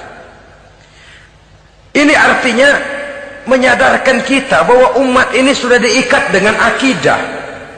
Beraneka ragam kita, tapi harus ada kebersamaan. Berbeda kita, tapi harus satu. Sebagai satu ummatan wahidah, satu umat yang satu. Oleh sebab itu, persamaannya lah yang harus kita angkat ke permukaan, bukan perbedaannya yang kita perbesar. Sudah datang waktunya umat Islam bangun dari tidurnya, jangan lagi dibuai oleh irama mayoritas. Sudah lewat masanya kita bertengkar karena persoalan-persoalan kecil yang tidak prinsip. Sudah datang waktunya umat Islam bersatu, menyusun saf yang lebih lurus, oleh karena ia dihadapkan kepada tantangan-tantangan yang tidak semakin ringan. Kalau kita bertengkar dengan kita, kalau kita saling mencaci sesama kita, bukankah Yahudi tepuk tangan? Bukankah Nasrani menari-nari? Bukankah pihak ketiga akan menangguk di air keruh? Dan kerugian akan terpulang kepada kita semua. Tapi inilah realita. Bahwa yang kita hadapi ini sesungguhnya musuh kita di luar kita, bukan di dalam kita. Apakah itu kemiskinan, kebodohan, maksiat, munkarat, ketidakadilan, kezaliman, kesewenang-wenangan, dan lain sebagainya. Yang musuh jadikan musuh, yang teman mari kita rangkul. Jangan terbalik, teman dimusuhi, musuh malah dirangkul. Maka berpesta poralah musuh-musuh Islam ini. Saudara-saudara kaum muslimin rahimakumullah, Nabi memperingatkan dengan tegas, wa iza tasabat ummati saqatat min ainillah. Jikalau umatku sudah saling mencaci maki, sudah saling berbantah-bantahan, jatuhlah mereka dalam pandangan Allah. Satu ayat menjelaskan, jangan sebagian kamu meremehkan, yaskhar, mengecilkan, menganggap enteng orang lain. Boleh jadi yang dihina, diremehkan, dianggap enteng itu nilainya lebih bagus daripada yang menganggap enteng. Dan hakikat segala sesuatu itu cuma kembali kepada Allah. Di sanalah penilaian finalnya. Manusia hanya melihat yang zahir. Makin banyak harapan hidup ini kita gantungkan kepada manusia, makin banyak kita harus bersiap untuk kecewa. Saudara-saudara kaum muslimin rahimakumullah. Kemudian yang ketiga peringatan dari baginda Nabi, wa iza turikatil amru bil ma'rufi wan nahyu 'anil munkari hurimat 'alaihim barakatul wahyi. Apabila amar ma'ruf dan nahi munkar telah ditinggalkan, maka akan hilanglah keberkahan wahyu, akan hilanglah keberkahan Quran, akan sirnalah keberkahan agama. Amar ma'ruf dan nahi munkar ditinggalkan, artinya di tengah masyarakat sudah tidak ada lagi yang menyerukan ini baik, ini tidak baik, ini halal, itu haram. Mari kita sholat, mari makmurkan taklim, santuni yatim piatu, makmurkan masjid. Seruan ke arah itu tidak lagi terdengar. Sementara tinggalkan judi, tinggalkan minuman keras, jauhi zina, seruan semacam itu pun tidak lagi terdengar. Maka hilanglah keberkahan wahyu itu. Karena amar ma'ruf dan nahi munkar merupakan bagian daripada ajaran agama kita. Menjadi sponsor dari segala macam kebajikan dan menjadi penghalang daripada segala macam kemunkaran sesuai dengan batas kemampuan yang kita miliki masing-masing. Nah, saya kembali kepada persoalan pokok di awal pembicaraan tadi. Bagaimana jalan keluarnya? Jalan keluarnya tidak lain adalah upaya. Bagaimana kegiatan yang sifatnya fisik material ini diimbangi dengan kegiatan yang bersifat mental spiritual. Upaya menghidupkan majelis-majelis ta'lim, upaya memakmurkan masjid-masjid sebagai laboratorium rohani untuk mewujudkan keseimbangan dalam pola pikir yang akan berlanjut dalam gerak hidup yang kemudian akan tertuang dalam segala perbuatan manusia. Apabila sudah terwujud kepincangan dalam pola pikir, akan pincanglah caranya bertindak dan berbuat, akan pincanglah pandangan hidupnya, akan pincanglah orientasinya di dalam kehidupan ini. Oleh karena itu, Islam dalam berbagai aspek kehidupan mengajarkan sistem keseimbangan. Mencari harta boleh, tapi tidak boleh keluar dalam kerangka fastabiqul khairat. Berlomba-lomba silakan, tapi untuk kebaikan. Bukan untuk bermegah-megah, bukan untuk menumbuhkan gengsi, bukan untuk meninggikan prestise dan harga diri, tapi fastabiqul khairat, berlomba-lomba di dalam mengejar kebajikan, di dalam menyebarkan kebaikan. Bukan sekedar berlomba-lomba, tapi tolong menolong, bantu membantu. Ta'awanu 'alal birri wat taqwa wa la ta'awanu 'alal ismi wal udwan. Bertolong-tolonganlah kamu di dalam kebaikan dan takwa, jangan bertolong-tolongan di dalam perbuatan dosa dan permusuhan. Kerjasama di dalam kebaikan, kerjasama di dalam ketakwaan. Ada satu contoh yang menarik bahwa umat Islam di dalam ia menjalin kebersamaan itu harus seperti orang main sepak bola. Saudara lihat, orang main sepak bola, kalau pertandingan belum dimulai, silakan kumpul di luar lapangan, atur strategi yang baik. Tapi kalau pertandingan sudah dimulai, turun ke lapangan hijau, jangan kumpul terus. Masa ada sepak bola gotong royong, groyok ke sana, groyok ke sini, ya kalah terus. Harus ada yang jadi penyerang tengah, kan begitu toh sepak bola. Harus ada yang jadi kiri luar, kanan dalam, striker, back, penjaga gawang. Yang penting kerjasama, teamwork, lalu mampu menciptakan operan-operan. Yang jadi back jangan ngiri sama yang jadi penyerang tengah.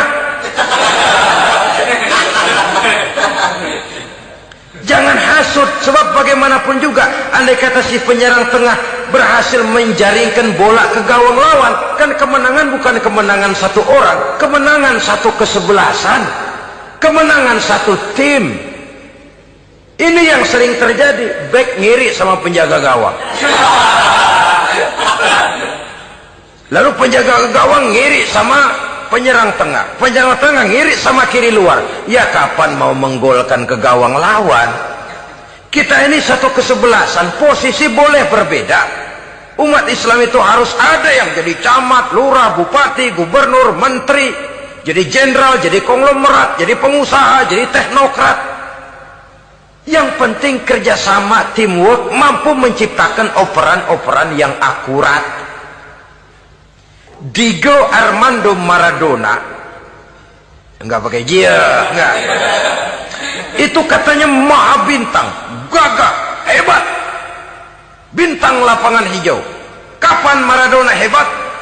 Kalau ditunjang oleh 10 temannya yang lain, merupakan satu kesebelasan. Bagaimanapun hebatnya Diego Armando Maradona, kalau dia sendirian lawan satu kesebelasan, remek.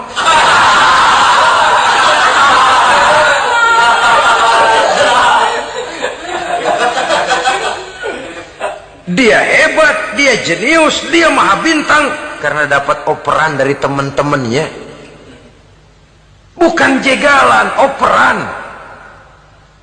Jadi oleh sebab itu bagaimana kita menciptakan operan-operan akurat yang akan melahirkan kebersamaan di tengah-tengah umat. Artinya satu contoh saja, misalnya seorang pengusaha besar, oleh karena kesibukannya di dunia bisnis, tidak perlu jadi ketua pembangunan musola. Tapi kalau ada musola belum selesai, operan. Operannya itu yang penting. Apa yang dioper itu? Semen, apa batu kali, apa besi? Yang penting operan. Operannya akurat. Kadang-kadang ada terjadi juga frustasi ngelihat lawan kesebelasannya terlalu kuat, ngoper ke gawang sendiri. Jebol. Kan sering terjadi begitu. Muslim didukung oleh umat Islam, ketika punya posisi menguntungkan malah mempersulit Islam. Ini kan ngoper ke gawang sendiri, bunuh diri namanya. Boro-boro jebolin gawang lawan, asal jangan bunuh diri juga lumayan. Jadi kalau saja kita mampu menciptakan kebersamaan seperti ini, baju boleh berbeda. Seorang muslim boleh dibungkus baju ABRI, boleh dibungkus baju dokter, boleh dibungkus baju teknokrat, boleh dibungkus baju konglomerat, sekedar baju. Tapi kalau terbukalah baju itu, kelihatan dadanya, terbersit nilai imannya, meresap sampai ke tulang sumsumnya. Dan pada saat Islam dikuti-kuti, akan timbul kecintaannya, akan timbul, saya muslim dan saya bangga dengan Islam saya. Saya muslim dan saya mau berbuat untuk Islam saya. Saya muslim dan saya siap mati untuk Islam saya. Dengan baju apapun dia terbungkus, kalau roh, jiwa dan semangat semacam ini tertanam, saya yakin kita umat Islam akan mampu berbuat lebih banyak dengan mewujudkan operan-operan akurat yang sangat diharapkan oleh umat itu tadi. Oleh sebab itu, saudara-saudara kaum muslimin rahimakumullah, baju boleh berbeda, bendera boleh beraneka warna, tapi jikalau bernama muslim, persamaannya yang dicari, jangan perbedaannya yang diperbesar. Nilai persaudaraan yang diikat dengan akidah semacam inilah yang banyak dicari orang, yang banyak menyebabkan orang masuk Islam. Di mana masjid kelihatan benar sebagai simbol kehidupan demokrasi dalam menciptakan ukhuwah, wawasan ukhuwah ini. Masjid simbol demokrasi. Siapapun masuk masjid buka sepatu, demokrasi. Siapapun orangnya, tidak peduli merek apapun sepatunya. Apa itu keluaran Cibaduyut Bandung? Apa itu modelnya Belli, Beltoni, Itali? Tidak soal, masuk masjid buka. Jumatan, kopral datang lebih dulu depan, pral. Jenderal datang belakang saja, Bro. Tidak ada fasilitas khusus dalam masjid, karena di rumah Allah semua manusia sama. Si jenderal jangan lagi merasa jenderalnya, si pengusaha jangan lagi menonjolkan kebosannya. Masjid adalah simbol demokrasi daripada kehidupan umat. Sebab itu jangan terjebak kepada sektoral di dalam kita berbicara tentang ukhuwah ini. Kita boleh terbungkus dengan baju apapun, tapi kalau di balik baju itu tidak lain jiwa Islam yang mau berkorban, mau mengeluarkan harta, bahkan siap mati untuk Islamnya, maka kebersamaan itu akan mudah kita wujudkan. Tapi sepanjang kita berpecah belah, sepanjang kita centang perenang, maka tidak akan banyak yang bisa kita lakukan.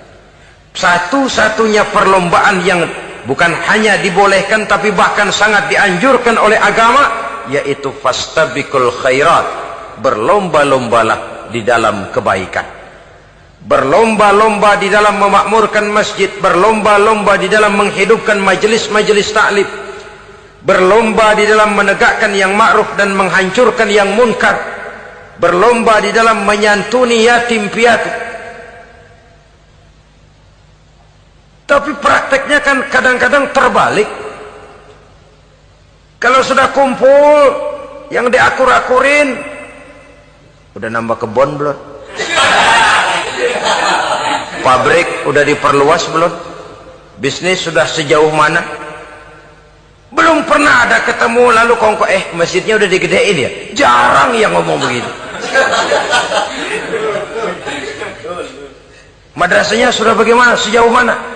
Mesti yang enak itu ya nyocok-nyocokin, bagaimana rumahmu sudah, bagaimana kendaraanmu, bagaimana pesawatmu, bagaimana bukankah itu juga takasur? Dari obrolan kan nanti yang belon kan timbul panasnya.